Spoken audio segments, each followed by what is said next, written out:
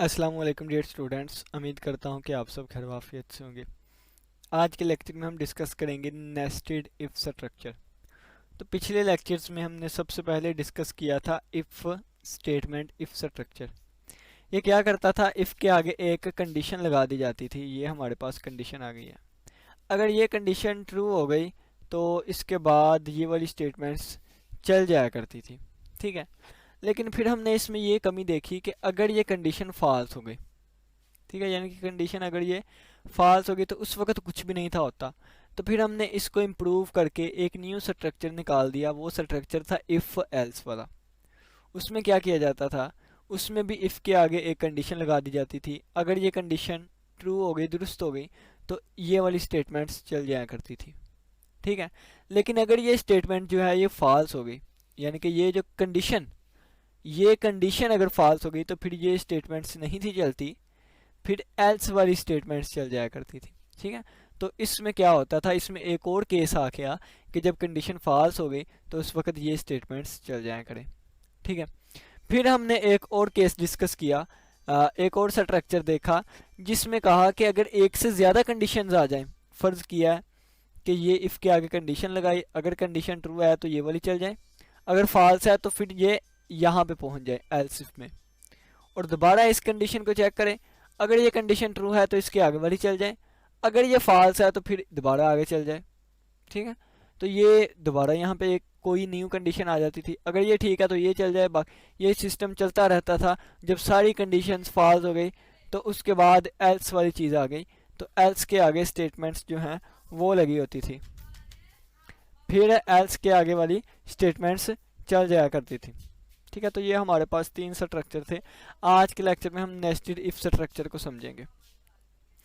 पहले मैं आपको इनकी थोड़ी सी एग्जांपल दे दूं। फ़र्ज़ किया मैं कहता हूं कि बच्चे के अगर यहाँ पे कंडीशन लगा देता हूँ, अगर बच्चे के मार्क्स 40 से ज़्यादा है तो स्क्रीन पे शो हो जाए पास, तो यहाँ पे पास शो हो जाता था। अगर 40 से कम है या उसके इक्वल है, कोई मैसेज शो नहीं था होता। ठीक है, तो इसकी एग्जांपल ये है।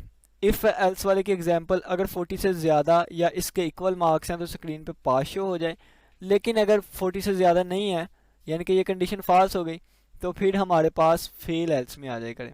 ठीक है, ये एग्जांपल एक एक दे रहा हूँ, आप जो मर्जी एग्जांपल ले सकते हैं। एल्स में कहता हूँ कि अगर 80 से ज़्यादा मार्क्स है तो ए ग्रेड आ जाए।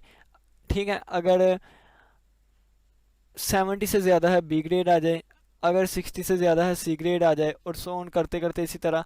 अगर सारी कंडीशंस फॉल्स हो गई, यानी कि 40 से लेस मार्क्स हैं, तो फिर ये फेल आ जाए। तो ये मैंने एक एग्जांपल देने की कोशिश की। अब क्या होगा, अब ये जो तीन स्ट्रक्चर हमने पढ़े हैं, यानी कि ये जो तीन हमने स्टेटमेंट्स पढ़ी हैं अलहदा अलहदा, यानी कि एक इफ एल्स, एक इफ एल्स इफ। तो अगर हम देखें कि कंडीशन ट्रू होने के बाद या कंडीशन फॉल्स होने के बाद एट द एंड स्टेटमेंट्स ही चला करती थी, यानी कि अगर कंडीशन ट्रू हो गई तो स्टेटमेंट्स चल जाया करेंगी। ये स्टेटमेंट एक भी हो सकती है और एक से ज़्यादा भी। अगर एक है तो वैसे ही लिख दी जाती थी, अगर एक से ज़्यादा है तो इनको करली ब्रैकेट में लिखा जाता था। ये सारा इस पे लहदा हमने वीडियो लेक्चर्स किए, इस पे लहदा वीडियो लेक्चर, इसमें लहदा वीडियो लेक्चर किए। डिस्क्रिप्शन बॉक्स में आपको इनका लिंक मिल जाएगा, प्लेलिस्ट का लिंक मिल जाएगा, वहां से आप विजिट कर लीजिएगा। ठीक है, अब इन्हीं को एक दूसरे में यूज करना, इन्हीं चीजें को एक दूसरे में यूज करते हुए एक नेस्ट बना लेना, एक घोंसला बना लेना, इसको कहते हैं नेस्टेड इफ स्ट्रक्चर। ठीक है, इसको क्या कहते हैं, नेस्टेड इफ स्ट्रक्चर। दोबारा बताता हूं, अच्छे तरीके से समझ आएगी। फर्ज किया है कि ये मेरी एक इफ स्टेटमेंट है, नजर ही नहीं आ रहा, कलर चेंज करके बताता हूँ। फर्ज किया कि ये मेरी एक इफ स्टेटमेंट है। मैं कहता हूं कि अगर कंडीशन ट्रू हो जाए तो इसके अंदर जो स्टेटमेंट है वो स्टेटमेंट में दोबारा इफ हो। देखें कि अगर कंडीशन ट्रू होती है, इसने स्टेटमेंट्स चलानी थी, तो इसकी स्टेटमेंट में आगे दोबारा इफ लगी हुई है। अब अगर ये कंडीशन ट्रू हो तो फिर दोबारा इसकी फिर आगे स्टेटमेंट्स चलेंगी, इसकी स्टेटमेंट में दोबारा इसका एक इफ लगी हो, इफ एल्स लगाओ। ठीक है, तो इस तरह ये हमारे पास चलता है। पहले ये चीज़ चला करेगी, यानी कि अगर ये ट्रू है तो इसमें एंटर हो जाएगा, अगर ये ट्रू है इसमें एंटर हो जाएगा। ये कंप्लीट होके फिर इसको कंप्लीट किया जाएगा, फिर एंड पे आके इसको कंप्लीट किया जाएगा। ये सारा सिस्टम कैसे होगा आज के लेक्चर में हम डिस्कस करेंगे। ओवरव्यू मैंने दे दिया है कि नेस्टेड इफ क्या होता है। ठीक है, नेस्ट कहते हैं घोंसला। An if statement within an if statement is called nested if statement. एक इफ स्टेटमेंट के अंदर अगर एक और इफ स्टेटमेंट आ गई है, एन इफ स्टेटमेंट, एक इफ स्टेटमेंट जिसमें एक और इफ स्टेटमेंट है, इसको हम नेस्टेड इफ स्टेटमेंट कहते हैं। इन नेस्टेड स्ट्रक्चर, इस स्ट्रक्चर में the control enters into the inner if. फर्ज किया कि मैंने ये इफ लगाई, इसके अंदर एक और इफ मैंने लगा दी है, ठीक है। तो क्या लिखा गया है, the control enters into the inner if. Control जो है वो अंदर वाले इफ में एंटर होगा, यानी कि इसमें एंटर होगा। If only when the outer condition is true, अगर ये वाली कंडीशन ट्रू है, ठीक है। यानी कि यहाँ पे अगर आपको समझाऊं तो ये पहले इसको कंट्रोल पड़ेगा, इसको पढ़ के अगर ये कंडीशन ट्रू हो गई है तो फिर इसके आगे वाली स्टेटमेंट्स चलेंगी। तो इसके आगे वाली स्टेटमेंट क्या है, इससे आगे वाली स्टेटमेंट्स ये होंगी, ठीक है, इससे आगे वाली स्टेटमेंट्स ये होंगी। Only one block of statement are executed, सिर्फ एक ब्लॉक ही हमारे पास एग्जीक्यूट हुआ करेगा। And the remaining blocks are skipped automatically, और दूसरे ब्लॉक्स को ऑटोमेटिकली स्किप कर दिया जाएगा। The user can use as many if statement inside अंदर स्टेटमेंट एज रिक्वायर्ड। उन्होंने कहा है कि सिर्फ ये नहीं कि एक इफ के अंदर ही एक इफ लगाएं, आप चाहें तो इफ के अंदर भी एक इफ लगा सकते हैं, आप चाहें तो इस इफ के अंदर भी इफ लगा सकते हैं। तो जितना मर्जी आप इफ के अंदर इफ लगाएं, एल्स के अंदर इफ लगा दें, ठीक है। तो ये वाली चीज़ें आप जितनी आपको ज़रूरत हो सके, जितनी रिक्वायर्ड है उतनी लगाएं, ठीक है। The increase in the level of nesting increasing the complexity of the nested if structure. उन्होंने कहा कि जितनी ज़्यादा आप इफ़ लगाएंगे, इफ़ के अंदर इफ़ के अंदर इफ़, हमारा जो नेस्टिंग जो है उसको जितना आप बढ़ाएंगे उसके लेवल को, हमारा प्रोग्राम उतना ही ज़्यादा कम्प्लेक्स होता जाएगा, ठीक है, यानी पेचीदगी वाला। अब ये देखें, ये एक आउटर इफ़ लगी है, एक इनर इफ़ लगी है, तो सिर्फ दो ही लगी हैं, तो हमारा प्रोग्राम कितना कम्प्लेक्स लग रहा है हमें, ठीक है। तो अगर हम 4 इफ लगा दें, 5 लगा दें, एक के अंदर दूसरी तीसरी चौथी, तो वो बहुत ज़्यादा कम्प्लेक्स हो जाता है। तो यही लिखा गया है कि जितनी आप इफ लगाएंगे हमारा प्रोग्राम उतना ही कम्प्लेक्स होगा। नेक्स्ट हम इसको समझते हैं, वर्किंग ऑफ नेस्टेड इफ क्या होगा। सबसे पहले हम एल्गोरिथम से समझते हैं, फ्लो चार्ट से समझते हैं, ताकि हमें अच्छे तरीके से समझ आ सके। तो देखिए, सबसे पहले क्या होगा, ये डायमंड सिंबल है, यानी कि कंडीशन को शो करती है। अगर ये हमारे पास फॉल्स हुई तो डायरेक्ट ही स्टेटमेंट चलेंगी और हमारा प्रोग्राम एंड हो जाएगा, ठीक है। लेकिन अगर हमारे पास कंडीशन ट्रू हो गई है तो दोबारा एक कंडीशन पे चला जाएगा, दोबारा इफ़ वाली पे चला जाएगा, ठीक है। अगर ये स्टेटमेंट फॉल्स हो जाए तो दोबारा हमारा प्रोग्राम एंड हो जाएगा, और अगर ये ट्रू हो जाए तो फिर कुछ स्टेटमेंट्स चलेंगी और इसके बाद हमारा प्रोग्राम एंड हो जाएगा, ठीक है। आपको एग्जांपल देता हूँ। ये फ़र्ज़ किया है मैंने, यहाँ पे कंडीशन लगाता था, फॉल्स हो गया तो हमारा प्रोग्राम ख़त्म हो जाए कुछ स्टेटमेंट्स चलने के बाद, यानी कि ये एल्स वाली कंडीशन आप कह लें, ठीक है। लेकिन अगर ट्रू हो जाता था तो इस पर कुछ चीज़ें चलती थी, तो उस चीज़ों में मैं दोबारा कंडीशन लगा देता हूँ, ठीक है। तो ये देखें, मैंने दोबारा कंडीशन लगा दी। अब इसमें से भी ये ट्रू हो सकती है, ये फॉल्स हो सकती है। अगर ये फॉल्स हो गया तो कुछ स्टेटमेंट्स चलें और इसके बाद हमारा प्रोग्राम एंड हो जाए, ठीक है। और इसमें अगर ट्रू हो गया तो मैं दोबारा इफ़ लगा सकता हूँ, ठीक है। इसमें फॉल्स में दोबारा कुछ स्टेटमेंट्स चले, ठीक है। और अगर ट्रू हो गया है तो मैं क्या करता हूँ, ट्रू पे कुछ स्टेटमेंट चला के अपना एंड कर देता हूँ। तो यहाँ पे मैंने 3 इफ़ यूज़ किए, 1 2 3, इसके अंदर ये वाली इफ़, इसके अंदर ये वाली इफ़, ठीक है। तो इस तरह आप जितनी मर्जी इफ़ लगा सकते हैं। ये वाला सारा क्या किया जाएगा, अगर आउटर इफ़, सबसे पहले आउटर इफ़ को वैल्यूएट किया जाएगा। अगर वो ट्रू है तो हमारा कंट्रोल इनर इफ़ में दाखिल होगा और उसको चलाएगा। अगर बाहर वाली ही गलत हो गई तो फिर वो अंदर वाली को स्किप कर देगा and control directly move to the else part of the outer if, तो फिर वो बाहर वाले के एल्स पार्ट में जाएगा। If outer if is true, अगर आउटर इफ़ ट्रू हुई तो फिर कंट्रोल अंदर वाले इफ़ पे चला जाएगा, और अगर इनर इफ़ जो है उसको सिंपली इफ़ की तरह अवेलुएट करेगा। देखिए मैं आपको समझाता हूँ। इफ़ कंडीशन लग गई और इस कंडीशन के आगे स्टेटमेंट आती है ना, तो यहाँ पे मैं एक और इफ़ लगा देता हूँ, ठीक है। और यहाँ पे स्टेटमेंट्स ये मैंने लगा दी, और यहाँ पे एल्स लगा देता हूँ, ठीक है। यहाँ पे एल्स की स्टेटमेंट क्या कहता है, वो कहता है कि अगर बाहर वाली इफ़ जो है वो ट्रू हो जाएगी तो ये अंदर वाला पार्ट चल जाएगा, ठीक है, ये सारा स्किप हो जाएगा।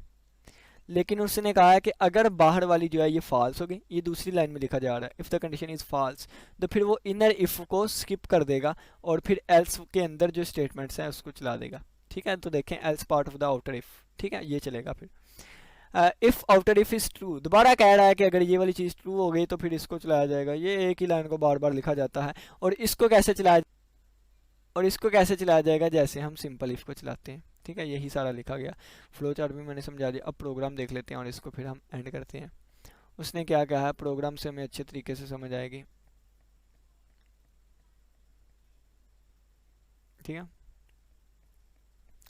प्रोग्राम में वो हमसे कहता है राइट ए प्रोग्राम, एक प्रोग्राम लिखिए डैट इनपुट 3 नंबर्स। तो हमें पता है इनपुट के लिए हम सीन को यूज़ करते हैं। ठीक है, तो सीन 3 नंबर्स को इनपुट करूँगा। कौन कौन से, एक ए ले लिया, एक ही स्टेटमेंट में कर दूंगा, एक बी ले लिया और एक सी ले लिया। सीन कैसे काम करता है पिछले लेक्चर में डिटेल से डिस्कस करके आए। ठीक है, इस चीज़ से पहले मैं स्क्रीन पे एक मैसेज शो करवाऊंगा कि एंटर 3 नंबर, वो सी आउट की मदद से। ठीक है, तो ये दोनों स्टेटमेंट्स हो गए।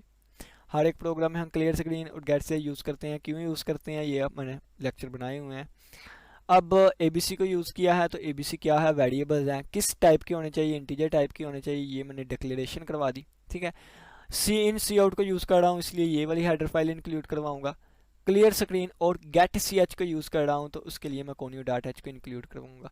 इंक्लूड करवाने के लिए मैंने प्री प्रोसेसर डायरेक्टिव इंक्लूड को यूज़ किया। ये हमारा वाइड मेन है, ये करली ब्रैकेट है, यहाँ पे ख़त्म होती। अब ये सारा हमारा प्रोग्राम है। अब देखिएगा, अब ये उनको चाहिए था कि वो यहाँ पे क्लोज करें इसको।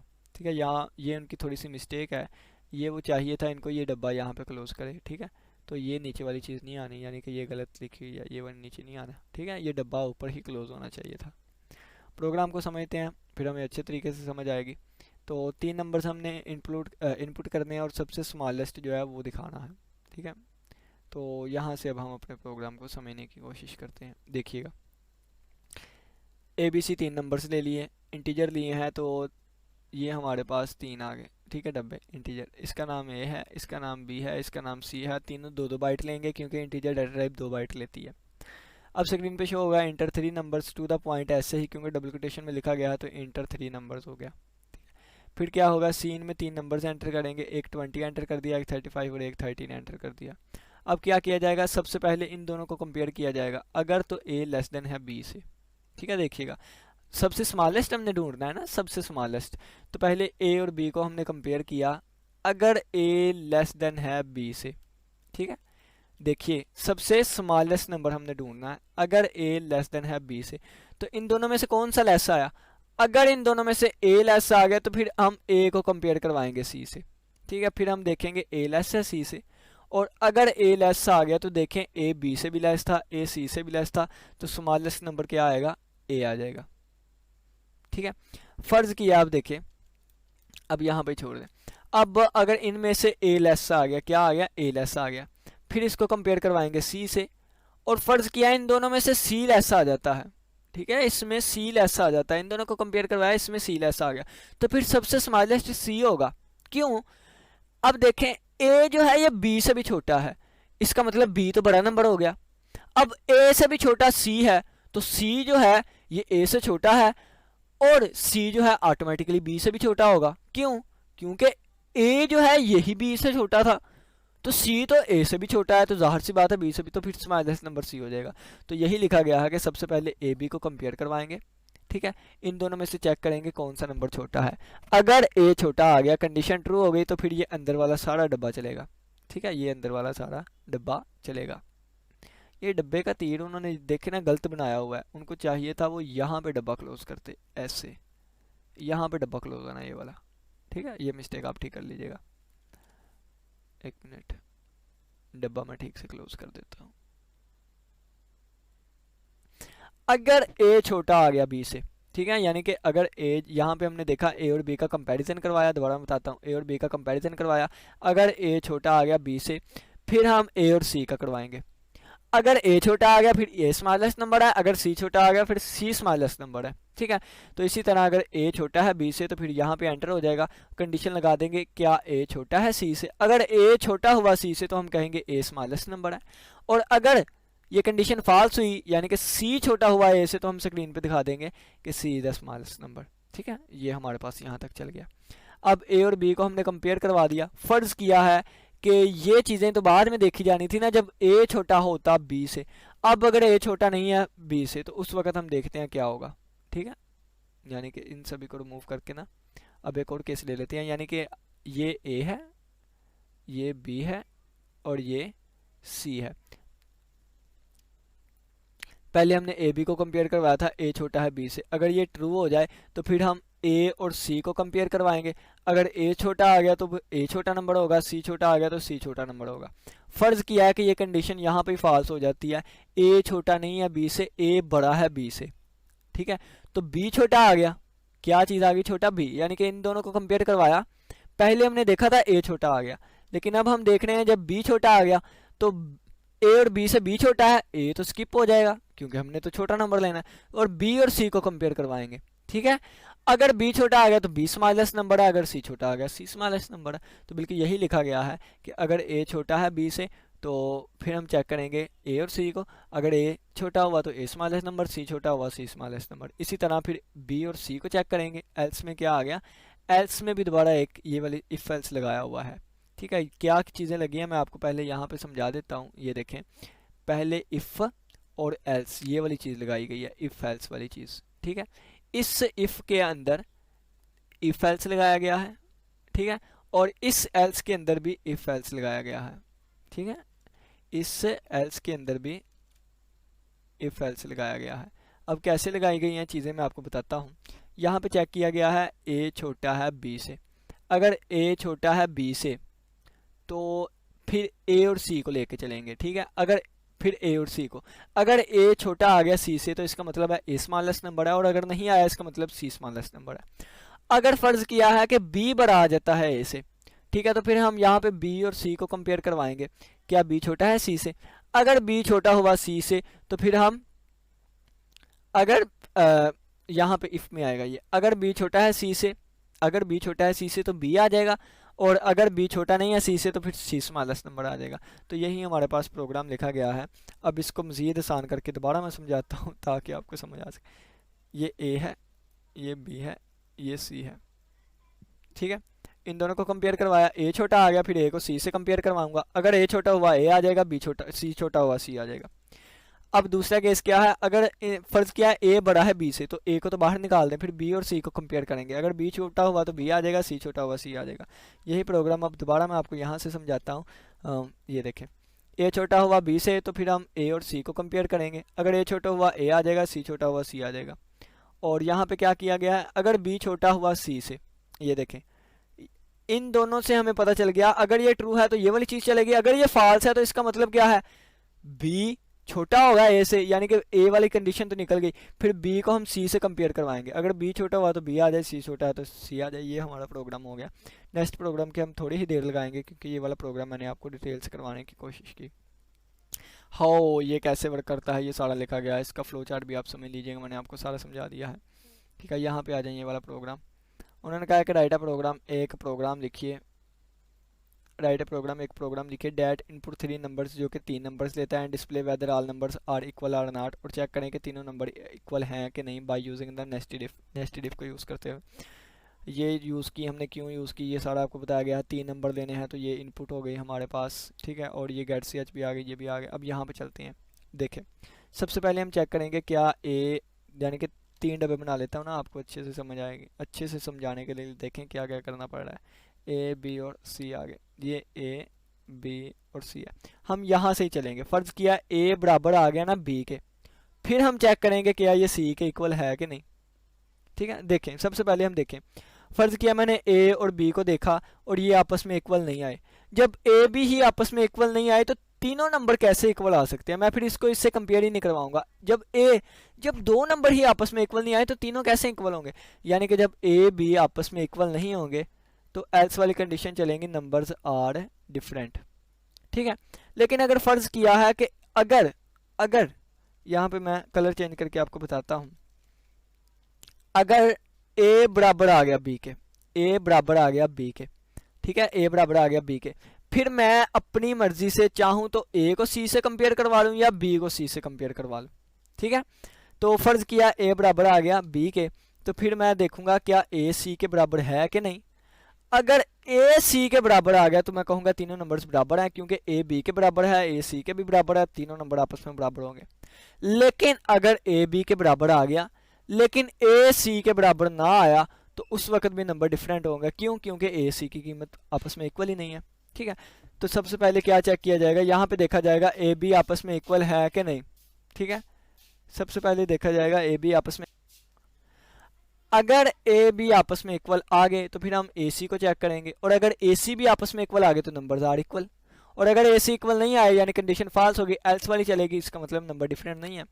और अगर ए बी ही इक्वल नहीं आए तो फिर ये वाला एल्स चलेगा कि नंबर्स आर डिफरेंट। ठीक है, उम्मीद करता हूँ कि इस प्रोग्राम की समझ आई होगी। बाकी मैं ये चीज़ें टर्बो पे करके दिखाना चाहता था, लेकिन इट्स वेरी इजी, बहुत ज़्यादा आसान है। अब फिर भी हम ना इसको टर्बो पे करने की कोशिश करते हैं ताकि हमें अच्छे तरीके से समझ आ सके।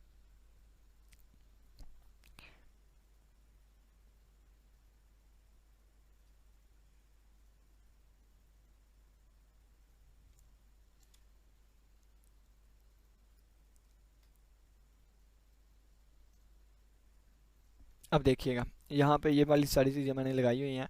अब सबसे पहले मैंने 3 इंटीजर्स लेने हैं ना, तो मैं क्या करूँगा, पहले स्क्रीन पे एक मैसेज, पहले इनको डिक्लेयर करूँगा। ठीक है, तो मैंने कह दिया इंट ए बी और सी।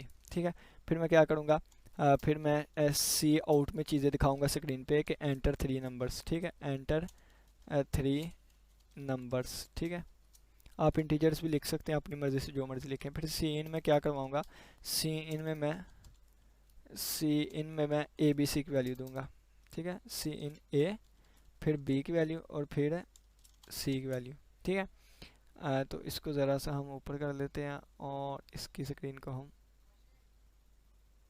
लेंथी कर लेते हैं। ठीक है, अब देखिएगा, अब मैं चेक करने लगा हूँ, अगर ए बराबर आ गया बी के, अगर ए बराबर आ गया बी के, तो फिर हमारे पास क्या चीज़ चले, तो मैं आगे लिख देता हूँ। अगर ए बी के बराबर आ गया, फिर मैं चेक करूँगा कि क्या ए बराबर है सी के। ठीक है, क्या ए बराबर है सी के। अगर ए सी के बराबर आ गया तो स्क्रीन पे शो हो जाए, स्क्रीन पे क्या चीज़ शो हो, स्क्रीन पे शो हो जाए numbers are equal, numbers are equal. ठीक है, ये शो हो जाए स्क्रीन पे। ठीक है, और इस इफ का यानी कि इस इफ का एल्स में आगे लगाने लगा हूँ। ठीक है, यहाँ पे एल्स लगाने लगा हूँ, एल्स वगिरना स्क्रीन पे शो हो जाए, क्या चीज़ शो हो जाए, cout numbers are different, numbers are different. ठीक हो गया। अब बाकी देखिएगा, अब इस इफ वाले का एल्स लगाने लगा हूँ, इस इफ वाले का एल्स। ठीक है, तो इस वाले का एल्स लगाने लगा हूँ कि ये हमारे पास आ जाएगा एल्स, सी आउट में लिख दूंगा numbers are different, numbers are different, numbers are different. ठीक है, कंपाइल डन करके देखता हूँ, ये मैंने कंपाइल कर दिया, ये मैंने डन कर दिया। अब वो 3 नंबर्स पूछ रहा है, मैंने 12 दे दिया, मैंने 12 दे दिया और मैंने 32 दे दिया, नंबर्स आर डिफरेंट आ गया। ठीक है, अब मैं क्या करता हूँ, मैं 12 12 और 12 देता हूँ, नंबर्स आर इक्वल आ गए। ठीक है, और मैं दोबारा देखें, तीनों अलग देखता हूँ, 12 ये वाला और ये वाला। ठीक है, तीनों डिफरेंट है, नंबर्स आर डिफरेंट। ये कैसे प्रोग्राम चला अब मैं आपको बता देता हूँ थोड़ा को। सबसे पहले ये देखें, ये इफ़ और इसका ये वाला एल्स है, इफ़ एल्स लगाया मैंने। ठीक है, अगर ए बी आपस में इक्वल होंगे तो फिर हम इसको चेक करने के लिए आगे बढ़ेंगे। कैसे बढ़ेंगे मैं आपको बाद में समझाता हूँ, लेकिन अगर फ़र्ज़ किया ए ही बी के इक्वल नहीं आया तो फिर एल्स वाला चलेगा कि नंबर्स आर डिफरेंट है।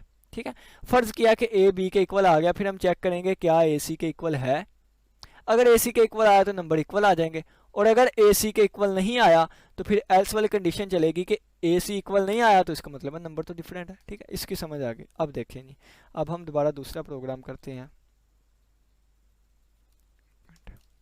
अब हम दोबारा यहाँ से दूसरा प्रोग्राम देख लेते हैं। दूसरा प्रोग्राम क्या था, ये वाला था कि जिसमें हमने 3 नंबर्स लेने हैं और हमने इनको कंपेयर करवाना है कि सबसे जो स्मॉलेस्ट नंबर है वो स्क्रीन पे नज़र आए। ठीक है, तो ये कहाँ चला गया,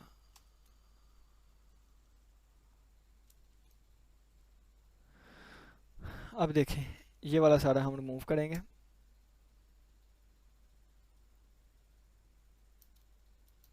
अब देखिएगा, अब सबसे पहले मैं इफ़ लगाऊंगा, अगर ए छोटा है बी से, अगर ए छोटा है बी से, और दूसरा मेरे पास इफ़ आ जाएगा, इफ़ नहीं एल्स आ जाएगा।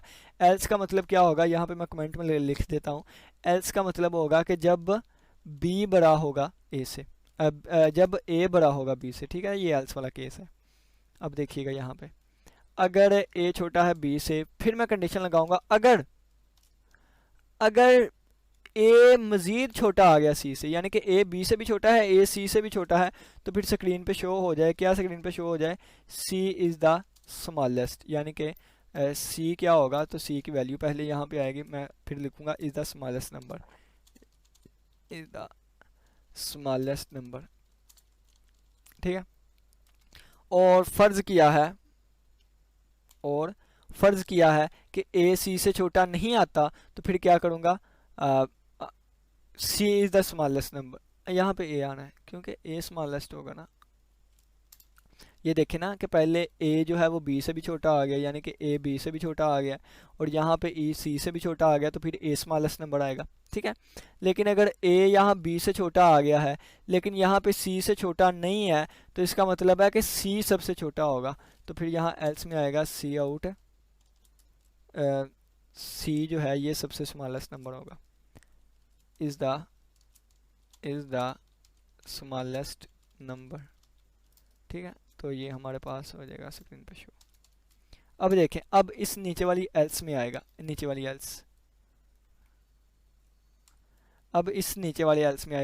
एल्स का क्या मतलब है कि जब ये कंडीशन फॉल्स हो गई, इसका मतलब क्या है, ए बड़ा हो जाएगा बी से। जब ए बी से बड़ा होगा, तो यहाँ पे लिखने लगा हूँ, जब ए बी से बड़ा होगा फिर हम चेक करेंगे कि क्या अब छोटा इन दोनों में से कौन सा हो गया, बी हो गया, ठीक है, क्योंकि यहाँ पे देखें ना लिखा हुआ है बी छोटा है सी से। अब हम बी को सी से कंपेयर करवाएंगे, अगर बी छोटा आ गया सी से, तो हम कहेंगे कि C is the smallest number, अब B is the smallest number, ठीक है। तो हम कहेंगे B is the smallest number, ठीक है। और फ़र्ज़ किया है कि अगर बी छोटा नहीं आता सी से, तो फिर सी द स्मॉलेस्ट नंबर होगा, तो हमने सी आउट में लिख दिया। तो ये जब ये आप प्रोग्राम एक दफ़ा खुद करेंगे ना, उस वक्त आपको अच्छे से समझ आएगी। तो हम लिखेंगे सी इज़ द स्मॉलेस्ट नंबर, ठीक है। तो ये मैंने इस तरह, जिस तरह मुझसे डायरेक्ट हुआ मैंने करने की कोशिश की, इसको मैंने कंपाइल किया, इसको मैंने डन किया, 3 नंबर्स मांग रहा है, ये ए है, ये बी है, ये सी है, सबसे छोटा देखें 12 है, तो 12 आ गया, ठीक है। दोबारा करता हूँ, अब दरमियान वाला छोटा रख के देख लेता हूँ। तो ये मैंने 14 कर दिया, ये मैंने 12 कर दिया, और ये मैंने 67 कर दिया। अब देखें दोबारा 12 आ रहा है क्योंकि दूसरे नंबर पे है, ठीक है। अब मैंने यहाँ पे रख दिया, यहाँ पे रख दिया। अब तीसरे वाला मैं सबसे छोटा करके देखूँगा, ठीक है। और तीसरे पे मैंने रख दिया, फ़र्ज़ किया है कि 6 ही रख दिया, ठीक है। तो सबसे छोटा 6 है, तो ये देखें स्मॉलेस्ट नंबर। तो मैंने तीनों जगह पे स्मॉलेस्ट नंबर दे के देख लिया, हमारा प्रोग्राम ठीक हो गया। कैसे चलेगा ये मैं आपको बता देता हूँ। इस इफ़ को चेक करेगा, क्या ए छोटा है बी से, अगर ए बी से छोटा हुआ तो ए को सी से कंपेयर करवाऊंगा, अगर ए सी से भी छोटा हुआ तो ए बी से भी छोटा है, सी से भी छोटा है, तो ये आ जाएगा ए स्मॉलेस्ट नंबर है, ठीक है। अब यहाँ पे अगर ए बी से छोटा हुआ लेकिन ए सी से छोटा नहीं है, तो फिर हमारे पास सी सबसे छोटा नंबर आ जाएगा। कैसे आएगा डिटेल से बता के आया हूँ आपको, ठीक है। अगर फ़र्ज़ किया ए ही बी से छोटा नहीं आया, तो फिर यहाँ पे ये केस आएगा, इसका मतलब है बी छोटा होगा ए से, ठीक है। बी छोटा होगा ए से, तो बी को सी से कंपेयर करवाऊंगा, अगर बी छोटा आ गया तो फिर हमारे पास बी स्मॉलेस्ट नंबर आएगा, और अगर बी सी से छोटा नहीं आया तो फिर हम कह देंगे सी स्मॉलेस्ट नंबर है। तो ये हमारा प्रोग्राम था, उम्मीद करता हूँ कि समझ आई होगी। किसी बच्चे को कोई भी क्वेश्चन हुआ तो लास्ट में पूछिएगा।